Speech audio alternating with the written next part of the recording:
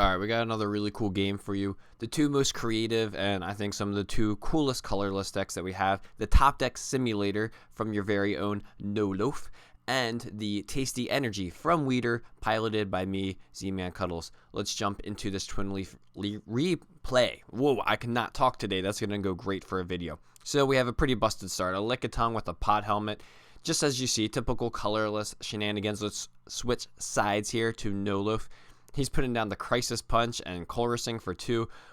What a consistent archetype. All right, so now we switch him back over, and we have a Level Ball, setting up the Bibarel and Squavit Engine. Now, of course, with this, it's sort of a control deck, so you're looking to grow up your hand, but, you can't argue with the best draw engine in the game, so I'm just kind of playing to set up. I've never played this deck before, so I don't know if I'm doing it right, but I'm going for Lickitung. Right now I'm going for prizes versus resources to try to punish that slow start.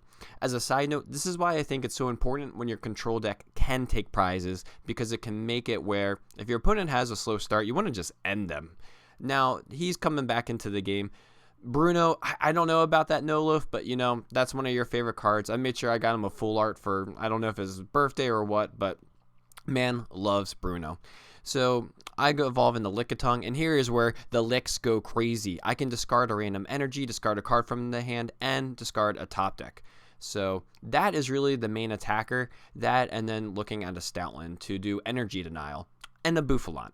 Pretty much we're saying if we can deny enough energy, then we can win the game. Colorless is a great archetype to test into, but the Cyclozar takes the KO, and this is one of the problems with the Licky Licky. If I want to reestablish that, I'm going to have to go into a Thornton, which I do have in hand, but I'm missing a reversal energy or a triple acceleration. So I'm going for the Bunnelby, and I'm going with aggressive Mills. I don't know if that's correct either.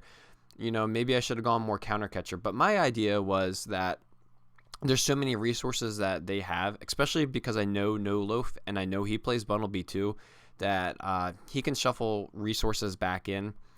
And so I don't think a counter catcher stall, for example, is really going to work. So I'm just going for aggressive Mills. It's funny because, the prizes aren't too different, but at this point in my mind, I go, all right, I'm not going to win off prizes. I'm going to go off of energy disruption. I really wanted to test that part of the deck, so let's see how it does. Having trouble setting up. But I can go double Bunnelby, and I feel like that's correct to just try to mill them out. He has 16 cards left in deck, so I'm going to be able to try to see what we can do. With getting the Bibarel stuck, oh, well, I thought that they would have to discard that energy, but for some reason that's stuck there. But anyway, the Cyclozar is able to take the KO there.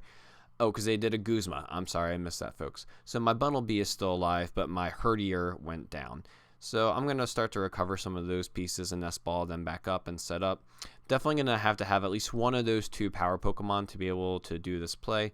And now I'm looking to Enhanced Hammer away that and then mill some more cards. So we hit some good things. You can see the Iono, for example. And we have a parallel for us on them. They're down to 3 prizes. And now we get the Licky Licky back. We've drawn through pretty much our whole deck, and now we're just going for aggressive Mills again. The problem with this is I don't have the energy disruption, so with the Cyclozar, it can essentially just keep walking through all my dudes.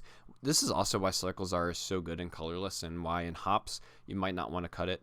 He actually goes into a Bunnelby play, though, and it looks like he is going to put some cards back. So he's looking to make sure he doesn't lose too many resources. A really good thought. And I think maybe a hard test for this deck, because I don't think most colorless decks play Bunnelby. Maybe they should. Honestly, this might be a testament to why they should. But I don't know if all of them do. So I go for the prize. I'm thinking, okay, if you're trying to recur your resources, I'm going back to a prize game. I'm only down now 1 prize. So they go back into the Cyclozar. They are down in energy. They use their special charge, so they are able to save 2 of their energies there. But I'm just thinking, all right, you're down to 3 cards. I can probably win this to go to 2 cards left in deck.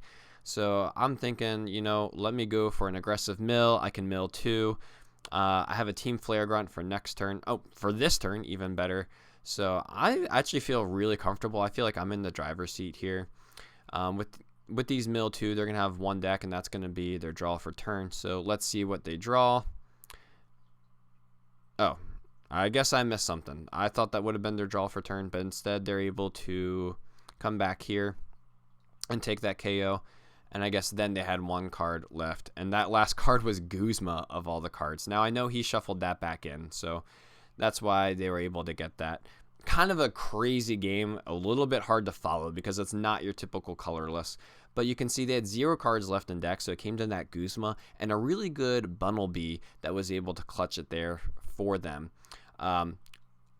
All my colorless games with No Loaf are some of my favorite colorless mirrors. I have another one that I recorded from a tournament that I'm going to link in the comments. I recommend checking that out. It's hard to find space sometimes for Bunnelby, I know that.